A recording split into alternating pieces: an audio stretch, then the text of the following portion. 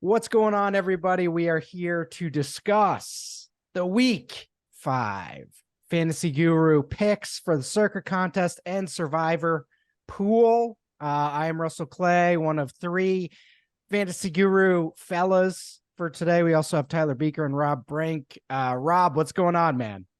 What's up? I tell you what, it's kind of looking like a tough week to me. I don't know. Yeah. Tyler, give us some clarity. What do we got here? We've got 4 teams on bye. We've got a London game. We've got a team that we like to pick on generally in the Bears and the Commanders already off the schedule. It's a rough one. I agree. It's a tough week. Yeah, and I'll be curious what percentage tried to get their sneaky picks in on Thursday with that Commanders Survivor pick. Most people are going to be on the Lions and the Dolphins this week, but there had to have been a few cheeky Commanders picks. So we'll see. Tell you what, man, my Justin Fields best ball teams are rolling right now. Proof. Those Fields more stacks are really coming into form the last 2 weeks. And Kmet. And Kmet, yeah. I've got all three across some of them. So. Yeah, that's rounding into form very nicely. All right. So basically we're gonna go through all the picks, all the games today, and review where the staff landed on Circa Millions and Survivor, and go from there. So obviously we already saw Commanders Bears and how that worked out. Commanders are actually 6-point favorites last night going into the game, and that was pretty clear from first quarter on that was probably an error. Well, perfect for Vegas, but an error in what the reality was. So, but moving to London, Jags +5, Bills -5. Technically a home game for somebody, but clearly not a home game for anybody other than the beans and toast breakfast people. The Jaguars stayed, right? I'm sure they didn't. Yeah, second week in London for the Jags. I have a 1 confidence that they can cover this +5. Bills coming off an emotional huge game for them. I do not feel like they care as much about this as the Dolphins game, but we will see. It just talent-wise, the Bills are a much better team right now, but this feels like a weird week for them. Rob, what do you got?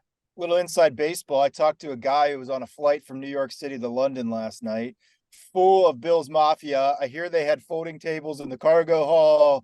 There wasn't enough beer on the flight, so the Mafia is showing up in a strong way for the Bills. But same as last week. I don't want to do anything with the London games. Okay. Tyler? I love hearing that. That's awesome. The Bills Mafia traveling in full force. The Jaguars, their 2 wins this year. One came against Anthony Richardson, making his first ever start in week 1. And their other one came against Desmond Ridder. Not super optimistic the Jaguars get done against Josh Allen and company, but I don't think this is a game we need to bet.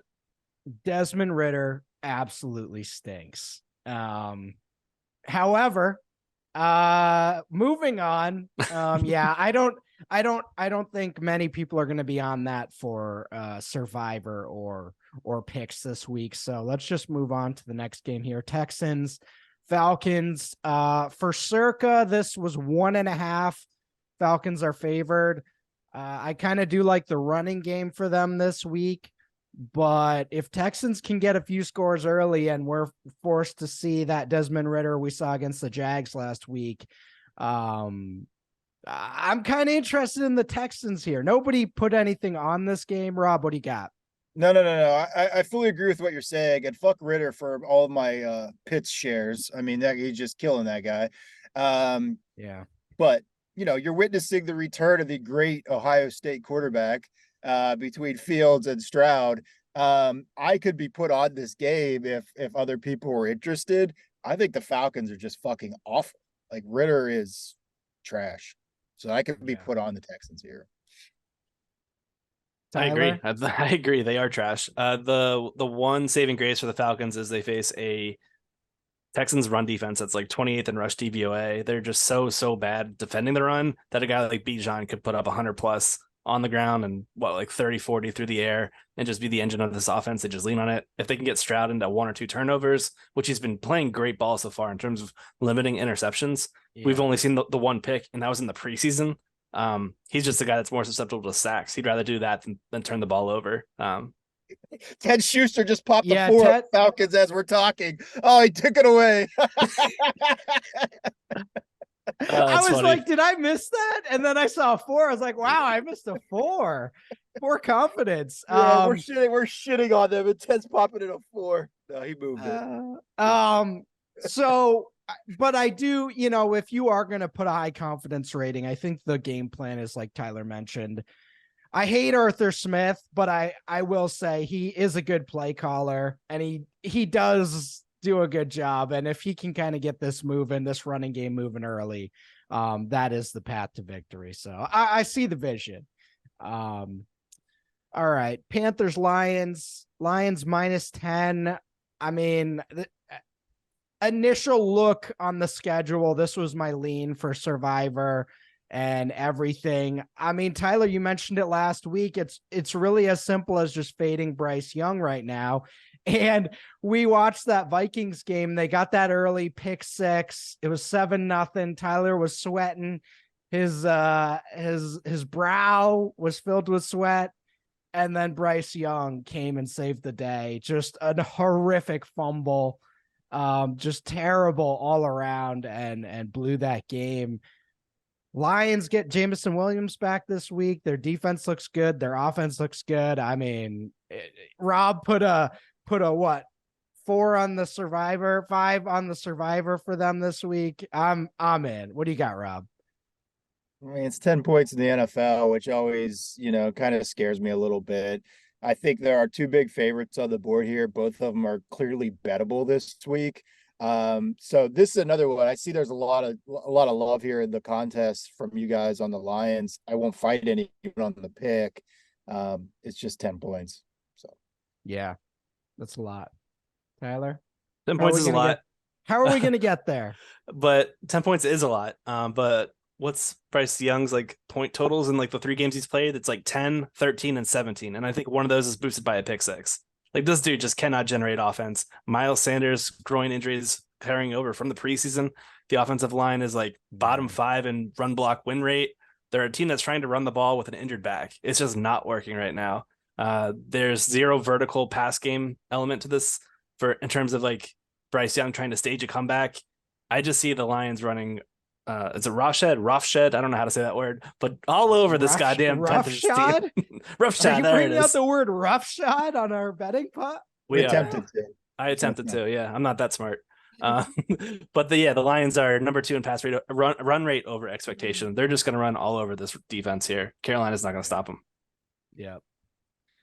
Agreed. Titans, Colts +1.5. Armando has a 1 here on the Colts. I kind of like, if Richardson's in this one, but man, this Titans team is going to be weird all year. That's why it's 1.5. Rob, what do you got here? Oh, this screams Colts to me. I was unclear on Richardson. 1.5 is just sort of like, totally dead number. It's a pick 'em game. But it screams Colts to me. I don't hate Armando's 1 here. But just, what is this Titans team? I don't even understand what it is right now. So like Colts is the side. I just don't have that enough interest in it. Yeah. Yeah, I agree. I don't have much more to add to that. Like, I just think it's a strange number and one we probably don't need to go to. Yeah. Really comes down to turnovers in that game, I think. Whoever has the fewest. Ultimately, this should be a good game. Just not for betting. Colts, I can be on that side, but Vrabel's just he's a nightmare to bet against. All right, Giants, Dolphins. Giants getting 11.5. Ted's got a 4 here. Rob, you have a 1. I have a 3. Everything that's happened to this point in 2023 suggests the Dolphins should win 35-10 here. However, the Giants last year would make this close. I'm just worried that this is a season from hell for them. Rob, what do you got here? Daniel Jones looks really stupid for a guy that went to Duke. I mean, like, Bad. I'm just speechless on Daniel Jones right now. Unfortunately, I drafted him quite a bit, so that's on me. I'm just sort of shocked at how bad this actually is. And, you know, they're not using their offensive weapons in any way. And maybe that's just because Jones can't distribute. I don't know. I think this is like a big number that could easily be covered here in the Dolphins. Yeah. Tyler? Andrew Thomas is still not practicing. That's huge for that offensive line. I have a tough time seeing the Giants cover here. The Miami Dolphins are number 1 in points per game. They're number 1 in first half points per game. The New York Giants are 32nd in both of those stats. Like the Dolphins are going to race out to a quick lead and then they're just going to keep it. Yeah, and the writing was on the wall for this type of offense last year. They were just able to keep Saquon healthy all year and, make big plays when they needed to with guys like Darius Slayton. But it was like, all right, Daniel Jones really can't push the ball down the field. And now defenses have kind of adjusted. So I feel like Dolphins are scoring here. And yeah. All right. Saints, Pats lost their 2 best defensive players, Gonzalez and Judon. Saints offense looked like it was from the 1980s last week. This is a pick 'em, and it should be. Rob, give us a read here. There's been some positive line movement towards the Patriots. I mean, I see PK in some spots. I'm seeing -2.5 in some spots. So there is some New England money coming in here. But boy, I don't really want anything to do with this game if we don't have to. So I'm leaving it alone. Yeah. Tyler? Yeah, that shoulder injury for Derek Carr was really, really bad. Like he could not throw it up downfield at all. This is a team that you want to attack vertically, given all the man-to-man coverage that the Patriots are going to play. I just took the under here and walked away. Yeah. Yeah. I mean, he had that one ball that was close to Olave, and beyond that, it was Gross. Bad news. So yeah, I can't imagine it gets much better this week. Ravens Steelers +4. This line stinks. I feel like the Ravens should be favored by like 10 and it's not. Steelers at home. Rob, give me a read here. Nobody touched this game. This is a big miss by everyone. The Steelers just lost to the fucking Texans. The Steelers are awful. They are fucking awful. It's the worst Steelers team I've seen in 15 years. Ravens are a good football team. The problem is it's in Pittsburgh and it's in division rivalry, and these games always shake out much closer than they ever should, no matter what happens. So apply the narrative there if you want to. But this screams Ravens. How this isn't 7.5 is beyond me. I just think it's because they're on the road. It's in Pittsburgh, all those sort of narrative street things apply here. Probably pushing that number a little bit lower than it should be. We probably should bet the Ravens, to be honest. Yeah. I'd be in on that 4 number. I mean, I can see it coming down to a Justin Tucker, 50-yard field goal at the end, but at the end of the day, Pickett has not kind of been there, and yeah, it's been an ugly year. Matt Canada, what the fucking Pickett? Don't get me going here. Matt Canada is the worst offensive coach in the fucking league. That guy is a scrub. It's so funny because the timeline for me started at Wisconsin, where he came in and he was supposed to be this wonderkind, and he looked great at Wisconsin because all they do is just run it up the middle every single play. And now I see this 10 years later, and it's like, yep, this makes sense. Yeah, it doesn't. This did not evolve how everyone wanted. We did our staff preseason predictions for how players we wanted to bet on, like our MVPs, who we thought would go to the Super Bowl. Yeah. And my player to fade, I just wrote Pittsburgh Steelers because of Matt fucking Canada. I do feel like they have some talent. Like they've proven they can draft well. I like Pickens. I like Freiermuth. I like some of these guys. But like you said, when you look at it on Sunday, it's like this isn't working. So all right. Bengals Cardinals. I will say Mike Tomlin's the man. So that's our He only is, but why is issue. he letting Canada fucking stay? I mean, what Mhm. Yeah, what are we doing here, right? no idea. He's got to have that combo. He's got to. Bengals Cardinals. Ted has a 5 on the Bengals. Rob, you have a 5 on the Cardinals. Tyler, 3 Cardinals. I have a 4. I watched the entire Bengals game last week, and Joe Burrow does not want to be out there at all. And I mean, maybe it magically gets better. Again, a fully healthy Joe Burrow destroys the Cardinals, but the Cardinals, I mean, Rob, you were on this after week 1. They are well coached. They have a no-name defense and a no-name offense, really. No offense to Rondale Moore and 34-year-old Zach Ertz, but, Michael Wilson making plays, Josh Dobbs, like, I just feel like this is a really well-coached Cardinals team. They're at home, and if Burrow looks anything like last week, I mean, he just throws the ball out of bounds 3 times and walks off the field and puts his helmet down. I mean, that is what I saw, and it was horrible. So, Rob, you have a 5 here. Yeah, let's be clear on 2 things. The narrative of the Cardinals not wanting to win football games this year was totally wrong. Totally. And I think they took that to heart and said, fuck this. We're going to rally as a team. They're a team. They're playing really well. And, as you said, like the last 4 weeks, they've surprised on every level, on every game. They've surprised, right? And I watched that Bengals game too and walked away feeling the exact same way you do, Russ. Joe Burrow, they need to bench him. I mean, he's either injured or just his head's fucked or, there's a lot going on there. I think Burrow needs benched. And so, yeah, give me Cardinals at home +3. It's not like he was all right.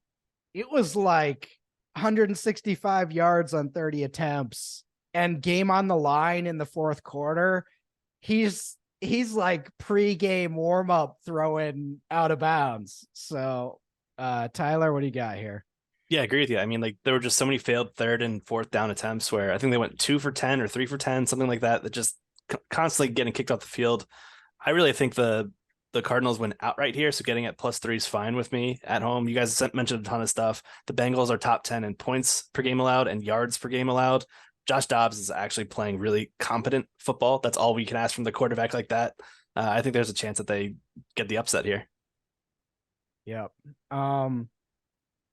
Eagles, Rams +4 at home. Tyler, you have a 4 here. Mondo has a 3 on the Rams as well.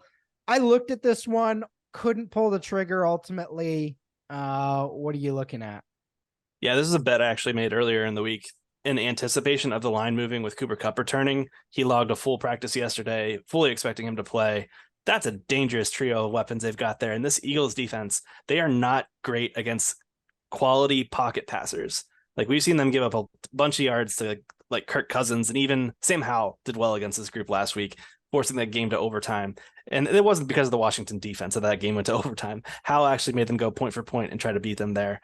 I like the Rams at home here. The Rams are the last team that I believe is 4-0 still against the spread, with Sean McVay still hold on to that card. But this team just continues to surprise. Rams right now, they're giving up the 3rd fewest receptions, 3rd fewest yards to outside wide receivers, where we see a lot of AJ Brown, who has like 40% of the team's production coming from. Play a lot of 2 high safeties as well. So if they can slow down AJ Brown, make Jalen Hurts do some dinks and dunks, I think this game is going to be close. And in a close game, I'll give me the Rams. Rob? Listen, if Tyler wants to fade the Eagles, I can't argue with him. I actually had a number here on the Rams as well. So I like the bet. I was unclear on what Cooper Kupp was ultimately going to do, but if you say he's playing, yeah, I could be on the Rams.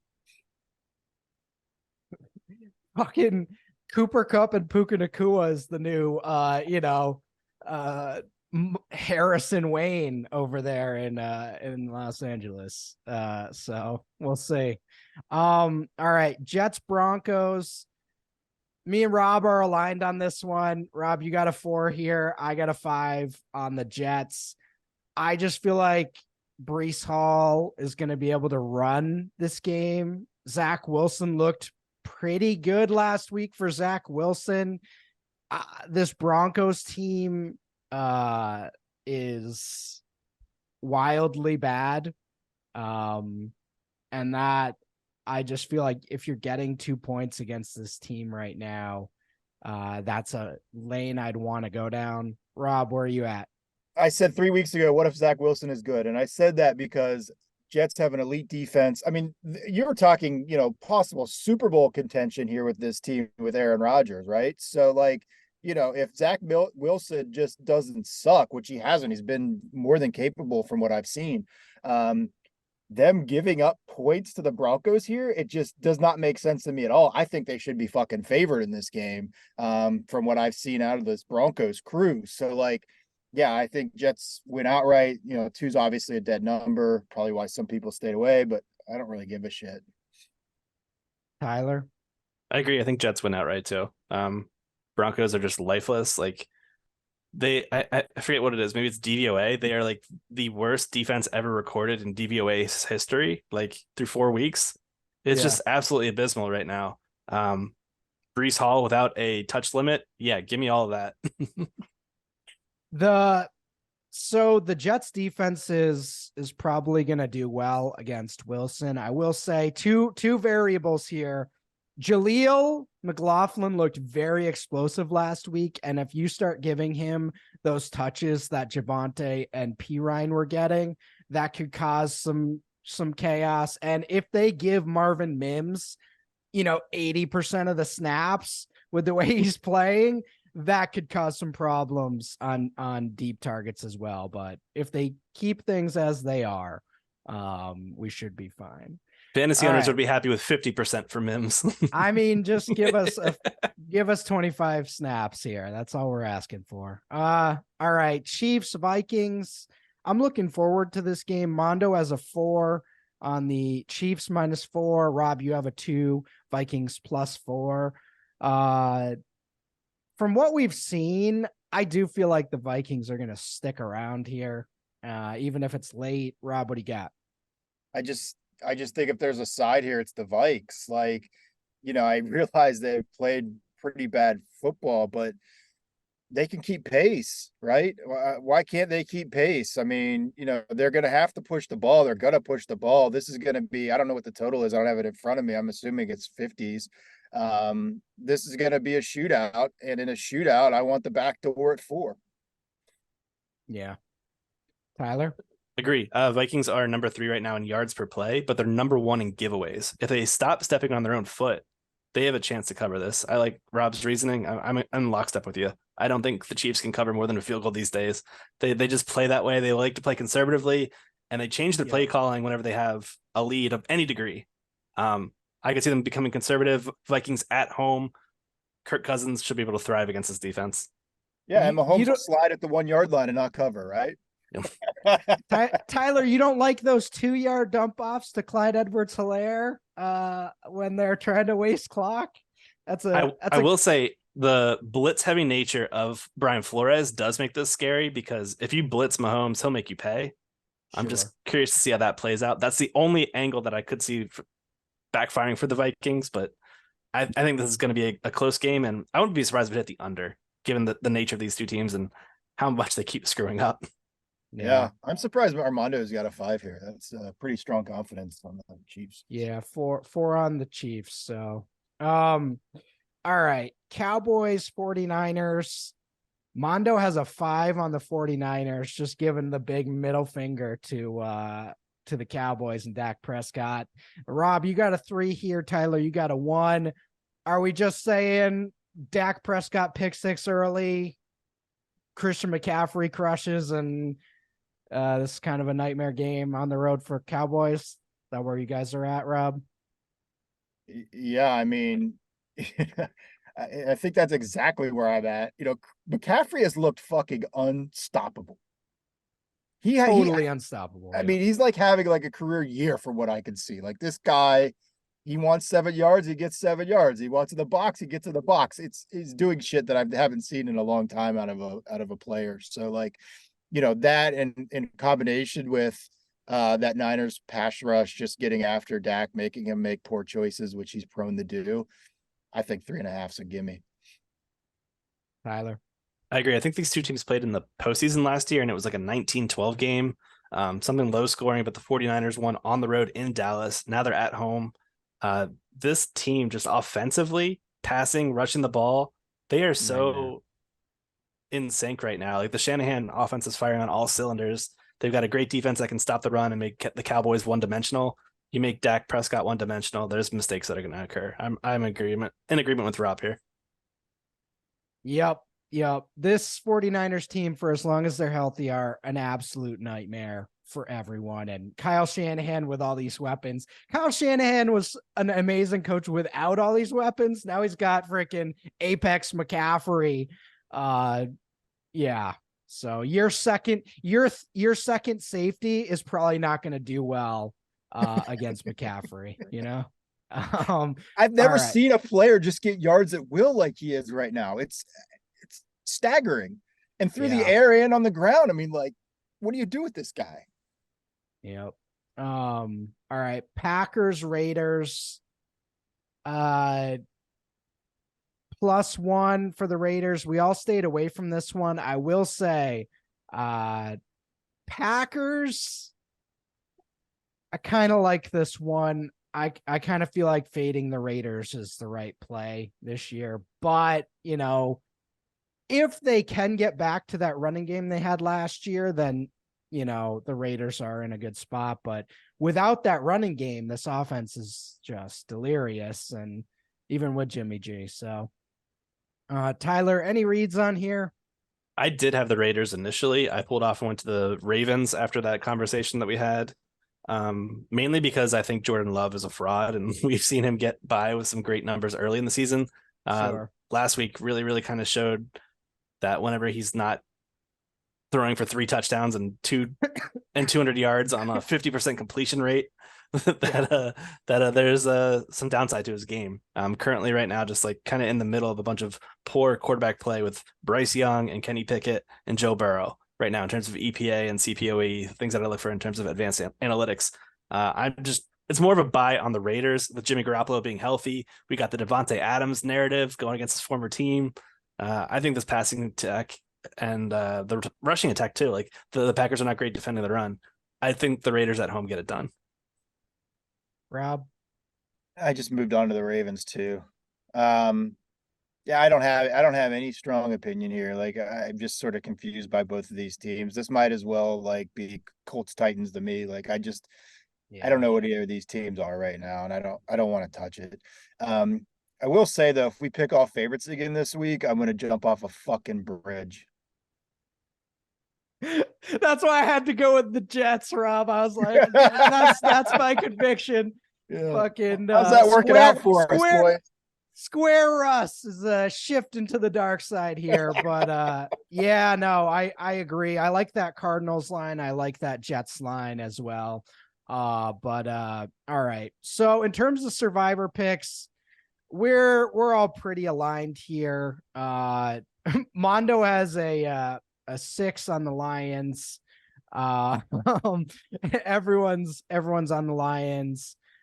Dolphins got some votes, and that's pretty much it. But we're all pretty much all on the Lions here for Survivor. Rob, any thoughts here? Well, a couple. So there's only a few teams that are actually bettable this week in Survivor, playable. So, we already made the case. Generally we would like to fade Arizona. That can't happen anymore. Dolphins are an easy pick against the Giants, obviously, but they play Carolina the following week. So, like, do you want to burn them now and not get them against Carolina? We still have the Chiefs available, but in this contest, you have to play Christmas Day. And, like, they're the only viable pick on Christmas Day for us right now. So, like, just schedule related, everything just points to us basically we have to take the Lions here, or we Yeah. burn our Christmas game. And again, can't really fade Arizona here right now.